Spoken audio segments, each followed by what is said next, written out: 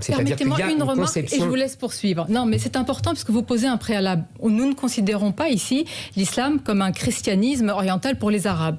Je ne considère pas, comme certains, je ne vais pas les citer, que les djihadistes sont des nihilistes déguisés en religieux. On est d'accord. Par contre, permettez-moi de vous prendre deux références et j'aimerais que vous y répondiez. Feu Abdelwaheb Medeb ou encore Abdelnour Bidar, qui estiment que l'islamisme, c'est la maladie de l'islam. Ils ne réduisent pas... Oui, je vous vois faire de grands yeux. Ils ne réduisent pas l'islam à l'islamisme. Et je suis étonnée parce que vous avez une culture historique très forte, donc vous connaissez très bien la civilisation islamique pour laquelle jusqu'aux années 60, et nous sommes vraiment dans le contemporain, il y a eu cette bataille pour l'historicité de l'islam, pour une lecture critique de l'islam. Donc vous savez qu'elle est possible et qu'on peut la prolonger aujourd'hui. Pourquoi vous n'y croyez pas ?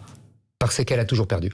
Pourquoi ? Pourquoi vous Historiquement, elle a toujours perdu. Au IXe siècle, les Mutazalites ont été écrasés. Donc, Renan, qu'on citait tout à l'heure, un grand spécialiste de l'islam, dit que à chaque fois, l'islam le plus dur a gagné dans toute l'histoire de l'islam. Donc tous les Français musulmans aujourd'hui, comme Lydia Guirous, comme Fatia Gabok-Boudjelal, je pourrais vous en citer plein, et des millions ont déjà perdu alors qu'ils se battent contre l'islamisme. Non. Je pense que, si vous voulez, ces gens que vous me citez sont des musulmans qui se détachent de l'islam. Non. Mais si, mais bien sûr que si. Elles n'ont pas. Il y a autant de musulmans que de lectures ou d'interprétations de l'islam. Mais c'est pas vrai, madame. Mais si vous le savez, vous savez très bien qu'on n'a pas le droit d'interpréter le Coran. Ah bon ?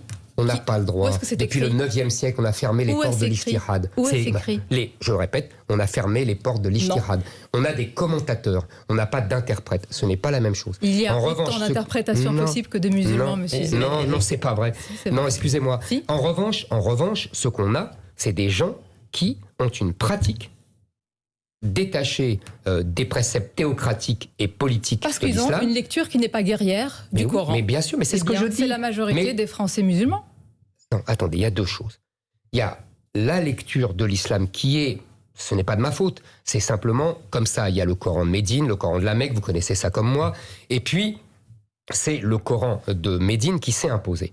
Maintenant, il y a des musulmans, vous avez tout à fait raison, mais c'est ce que je dis. Je fais appel aux musulmans et je suis sûr qu'il y en a beaucoup qui entendent mon discours. C'est-à-dire qu'il y en a beaucoup qui comprennent qu'il faut franciser la pratique de l'islam, comme les juifs l'ont fait. Oui, mais en assimilant, vous savez, les juifs l'ont fait.